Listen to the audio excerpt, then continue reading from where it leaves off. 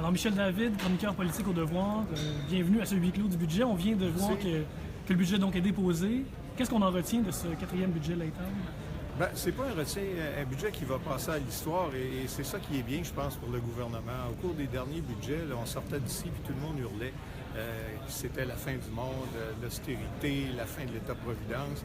Là, les gens que j'ai rencontrés au budget, les représentants de la société civile, déchiraient pas leur chemise. Là. Et pour l'opposition, c'est ça qui devient difficile. À partir du moment où le message d'indignation n'est pas relayé par la société civile, le gouvernement gagne. Et là, je pense que le gouvernement se retrouve exactement là où il voulait être à 18 mois des élections, c'est-à-dire avec une marge de manœuvre financière confortable, qui va l'être encore plus l'an prochain.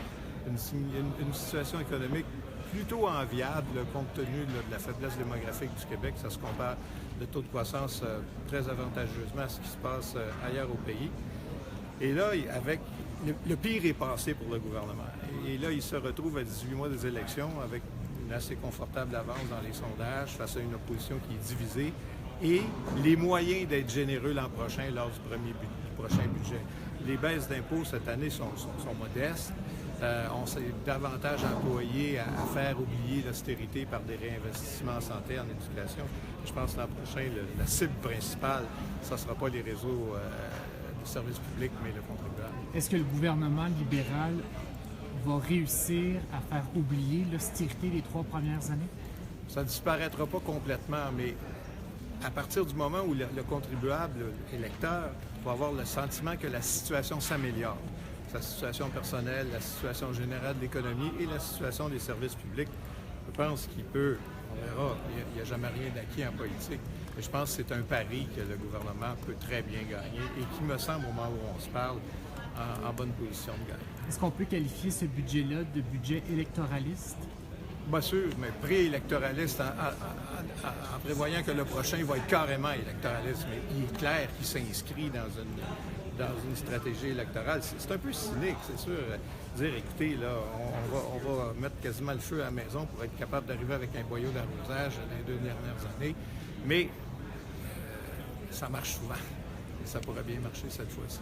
Mais avec les surplus qu'on a dégagés, est-ce que vous pensez qu'on a trop prévu d'argent? Est-ce qu'on aurait pu en investir encore davantage avec ce qu'on a dégagé comme marge de manœuvre? Certainement, on aurait pu choisir d'en investir davantage, mais je pense qu'on va en investir encore un petit peu plus l'an prochain. Moi, je pense qu'on n'aurait pas dû couper au départ. Ça n'aurait autant parce que c'était pas essentiel. Je suis convaincu, moi, que les agences de notation auraient fait preuve de patience pour peu qu'on leur avait présenté un plan de retour à l'équilibre crédible. Le gouvernement a choisi de dramatiser, mais je pense personnellement que c'est un pari politique qui était gagnant.